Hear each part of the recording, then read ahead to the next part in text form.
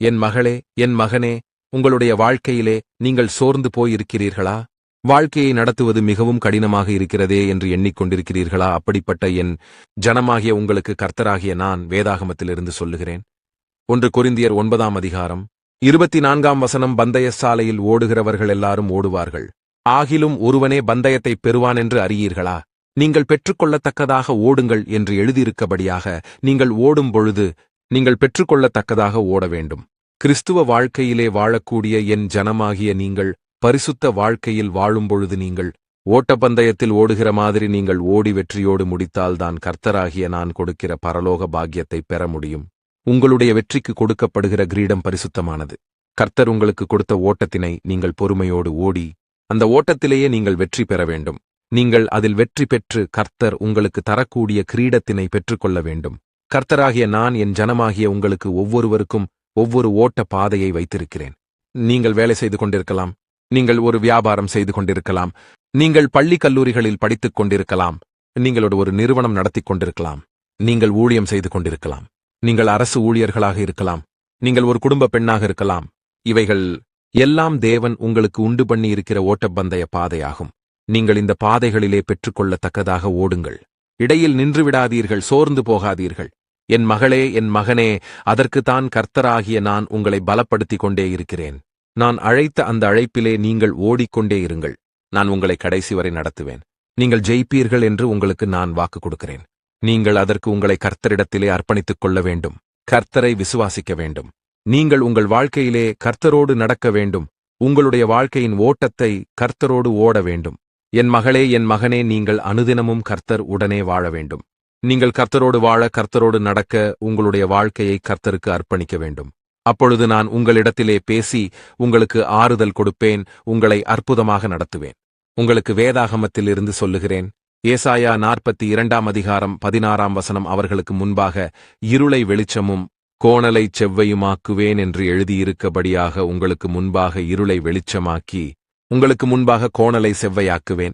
உன்னுடைய வாழ்க்கையில் ஒரு இடத்தில் இருள் சூழ்ந்து இருக்கிறது அல்லவா? வெளிச்சம் வந்துவிட்டால் உங்களுக்கு மனமகிழ்ச்சி வந்துவிடும். என் மகளே, என் மகனே, வாழ்க்கையில் ஏதோ ஒரு பகுதியில் ஒரு இருட்டான காரியம் உள்ளது. அது உங்களுடைய வேலையில் இருக்கலாம், உங்களுடைய குடும்பத்தில் பகுதியாக இருக்கலாம், பிள்ளைகளை பற்றியதாக இருக்கலாம். என் மகளே, என் மகனே, உங்களுக்கு வரக்கூடிய இந்த இருட்டினை பிசாசானவன் உங்களுக்கு கொண்டு வருவான். உங்களை பயன்படுத்தி, உங்களை வேதனைப்படுத்தி, உங்களை கலக்கப்படுத்தி, உங்களை துயரப்படுத்த அவன் இருட்டினை கொண்டு வருவான். கர்த்தராகிய நான் உங்களுக்கு வெளிச்சத்தினை உண்டு பண்ணி அப்படியே இருட்டினை வெளிச்சமாக மாற்றக்கூடியவர் என்பதை நீங்கள் விசுவாசிக்க வேண்டும். நான் இன்றைக்கு உங்களுக்கு வாக்கு கொடுக்கிறேன். உங்களுடைய இருட்டினை வெளிச்சமாக்குவேன் என்று உங்களுக்கு நான் வாக்கு கொடுக்கிறேன். உங்களுக்கு கோணலானதை செவ்வையாக்குவேன் என்றும் வாக்கு கொடுக்கிறேன். என் மகளே, என் மகனே, உங்களுடைய வாழ்க்கையிலும் கோணலானதாக இருக்கிறதா ஏதென்று சிந்தித்துப் பாருங்கள். கர்த்தராகிய நான் உங்களுடனே இருந்தேன். கோணலானதை செவ்வையாக்கி உங்களை நேரான வழியில் நடத்திடுவேன். உங்களுடைய இருளை வெளிச்சமாக்குவேன், கோணலானதை செவ்வையாக்குவேன் என்று உங்களுக்கு வாக்கு கொடுக்கிறேன். அதனாலே என் மகளே, என் மகனே, நீங்கள் பயப்படாதீர்கள். நீங்கள் அதற்கு முதலில் கர்த்தரை நோக்கி ஜெபம் செய்ய வேண்டும். ஜெபத்தினிலே உங்களுக்கு இருக்கக்கூடிய அநேக காரியங்களிலே குறித்து என்னிடத்தில் அறிக்கையிட வேண்டும். அப்பொழுது உங்களுடைய ஜெபத்தினை கேட்டு உங்களுக்கு நான் இறங்கி அதிசயங்களையும் அற்புதங்களையும் நிகழ்த்திடுவேன். நீங்கள் கர்த்தராகிய என்னிடத்திலே முதலில் நன்றி செலுத்த வேண்டும். என்னை நோக்கி நீங்கள் துதிக்க வேண்டும். உங்களுக்கு வேதாகமத்திலிருந்து உச்சிதமான கோதுமையினால் அவர்களை பேயாஷிப்பார், கண்மலையின் தேனினால் உன்னை திருப்தியாக்குவேன் என்று எழுதியிருக்கபடியாக என் மகளே, என் மகனே, உங்களை திருப்தியாக்குவேன். உங்களுடைய குடும்ப வாழ்க்கை திருப்தியாக இருக்கிறதா? உங்களுடைய வியாபாரங்கள் திருப்தியாக இருக்கிறதா? உங்களுடைய வேலை திருப்தியாக இருக்கிறதா? உங்களுடைய படிப்பு உங்களுக்கு திருப்தியாக இருக்கிறதா? இல்லை ஏதோ செய்கிறேன் வாழ்கிறேன் என்று நினைத்துக் கொண்டிருக்கிற என் ஜனமாகிய உங்களுக்கு நான் சொல்லுகிறேன், திருப்தியாக்கி உங்களை ஆசீர்வதிக்க கர்த்தராகிய நான் இருக்கிறேன். என் மகளே, என் மகனே, உங்களை பார்த்து நான் சொல்லுகிறேன், உங்களை திருப்தியாக்கி உங்களை ஆசீர்வதிப்பேன். நீங்கள் செய்கின்ற காரியத்திலே உங்களை திருப்தியாயிருக்கும்படி உங்களை ஆசீர்வதித்து உங்களுடைய வாழ்க்கையிலே உங்களை நீதிமான்களாக நடத்துவேன். உங்களுடைய குறைவை நிறைவாக்கி உங்களை திருப்தியாக்குவேன்.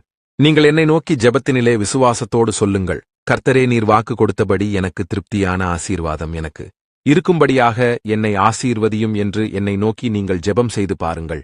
உங்களுக்கு இன்றே அந்த மாற்றங்கள் உண்டாகி அந்த அற்புதங்களையும் அதிசயங்களையும் நீங்கள் இன்று காண்பீர்கள். உங்களுக்கு இன்று வேதாகமத்திலிருந்து சொல்லுகிறேன். லூக்கா 6ஆம் அதிகாரம் 36ஆம் வசனம். உங்கள் பிதா இரக்கமுள்ளவராயிருக்கிறது பேயால நீங்களும் இரக்கமுள்ளவர்களாயிருங்கள் என்று எழுதியிருக்கபடியாக நான் இரக்கமுள்ள தேவன். தேவையுள்ள மனிதர்களை பார்க்கும் பொழுது அவர்களுக்கு மனதுருகி இறங்கி உதவி செய்கிற தேவன் நான். அதே மாதிரி என் மகளே, என் மகனே, உங்களுக்கும் இரக்க குணம் இருக்க வேண்டும். இரக்க குணம் உள்ளவர்களாயிருக்க வேண்டும் என்று கர்த்தராகிய நான் விரும்புகிறேன். ஒரு சிலர் கடினமான இருதயங்களை கொண்டிருக்கிறீர்கள். சில மனிதர்கள் தவறு செய்துவிட்டால் அந்த தவறை ஒப்புக்கொண்டு உங்களிடத்திலே என்னை மன்னித்து விடுங்கள் என்று கேட்டால் நீங்கள் மன்னிக்க வேண்டும். அதை விடுத்து கடின நெஞ்சம் உடையவர்களாக இருக்கக்கூடாது. என் மகளே, என் மகனே, நீங்கள் இரக்கமில்லாமல் நடக்கக்கூடாது. தன்னுடைய தவறை உணர்ந்து மனம் திரும்புகிறார்களோ அவர்களுக்கு இறங்க வேண்டும் என்று கர்த்தராகிய நான் உங்களுக்கு சொல்லுகிறேன். அதே மாதிரி என் மகளே, என் மகனே, நீங்கள் வேலை செய்யக்கூடிய இடத்திலேயே, நீங்கள் படிக்கக்கூடிய இடத்திலே, நீங்கள் தொழில் செய்யக்கூடிய இடத்திலே உங்களுக்கு கீழே நிறைய மனிதர்கள் வேலை செய்யலாம். அந்த மனிதர்களின் மீது உங்களுக்கு உங்களுடைய உள்ளத்திலே இரக்க குணம் இருக்க வேண்டும். அவர்களின் தேவைகளை குறித்து, அவர்களின் உடல்நிலை குறித்து உங்களுக்கு ஒரு அக்கறை இருக்க வேண்டும். என் மகளே, என் மகனே, நீங்கள் இரக்க குணமுடையவர்களாக மற்றவர்களுக்கு கை நீட்டி உதவி செய்பவர்களாக இருக்க வேண்டும்.